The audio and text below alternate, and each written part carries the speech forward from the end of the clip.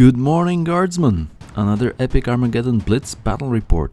This time it's the God Smasher Ork Warhorde versus Ultramarines. Instead of the regular drop pod Thunderhawk landing craft combo, these Ultramarines were Rhino and Dreadnought heavy.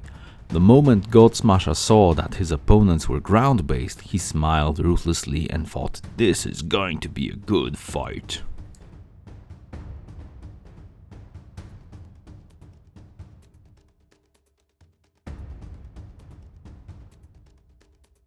As it was to be expected, the Marines win the initiative.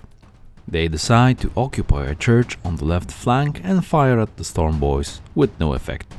Seeing that an opportunity is open, Orks send in, you guessed it, the Steel Benders. Their small, agile fighters swoop in and fire at the Whirlwind artillery detachment, destroying half of the unit.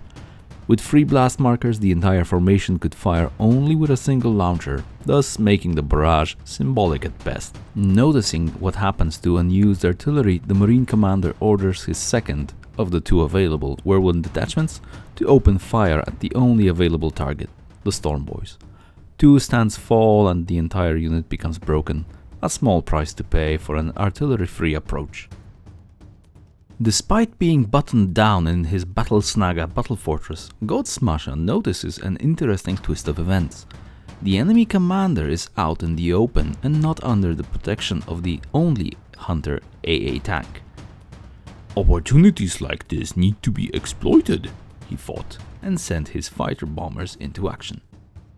Underwing rockets fly, heavy shooters spit bullets, a Rhino and Marine stand fall, but the commander stands.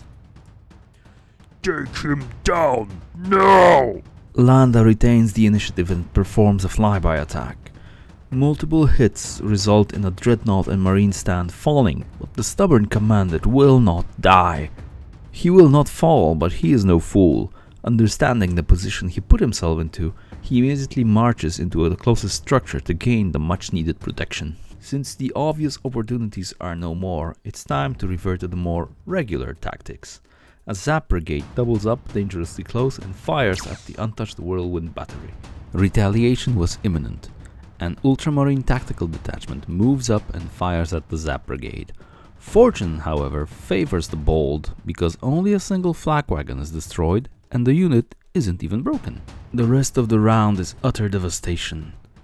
Gutripa Super Stompa doubles up, levels its super blast guns and blasts 3 Marine stands and a Rhino off the face of the earth. A Zap Brigade uses its Titan Killer to kill a Marine stand. Talk about overkill. Blue Whirlwinds unleash a barrage, pounding the already wounded Zap Brigade. Explosions rip through the formation, wrecking gun wagons and sending the surviving Orks scattering.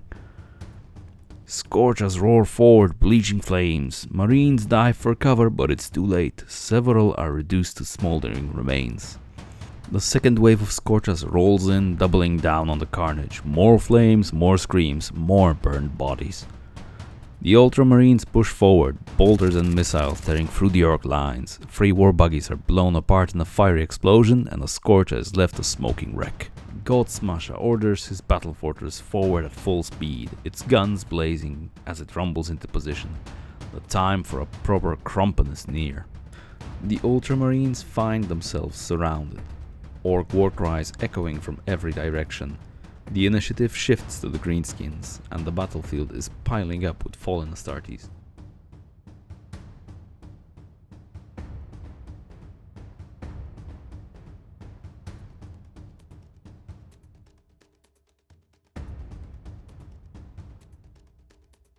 Scorchers start round 2 with an assault. First, a flaming inferno reduces the blue humans to half of the original unit size. Next, a proper assault resolution sees the unit wiped completely. The second Scorcher wave retains and doubles up on the commander unit. Once the flames die off, the result is quite surprising. Some kind of majestic ancient artifact keeps the commander alive, but the onslaught is enough to break his unit. Marines retaliate into God Smasher warband. Boys and grots fall while the battle fortress force fields flicker from incoming fire. A quite substantial and stubborn force of 2 tactical detachments has garrisoned one of the center buildings. Steel bandas fly in to target their Rhinos and Dreadnoughts. luck would have it that only a single rhino is eliminated. After the artillery fire, another tactical focuses on Godsmasher's detachment. It's able to strip all the shields of the Battlesnaga battle fortress. And once those are down, another detachment retains the initiative, advances and continues the onslaught. In the incoming fire, a hit is scored on the fortress. This hit becomes critical. The fortress spins out of control, rams into the adjacent flak wagon, and both go up in flames. The continued shooting and losses are enough to break the warboss unit and send it fleeing deeper into cover. Seeing what just happened with the warboss, Gutrippa and its Stompa entourage double up and open fire with all guns on the Marines' strongpoint. Dreadnoughts and Rhinos fall under the Super Blaster macro weapon hits, but the infantry hidden in the building is mostly unscathed. The assault is prepared and it's time for the Landa and its crew to wreak havoc. The red monstrosity semi-crash lands at the back of the Ultramarine garrison. Boys, Knobs and Grops jump out and catch the two formations in brutal hand-to-hand combat.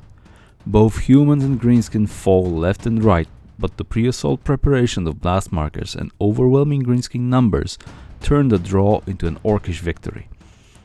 Victors occupy the building while the Marine infantry remnants withdraw and intermingle with another tactical formation. Round 2 comes to an end.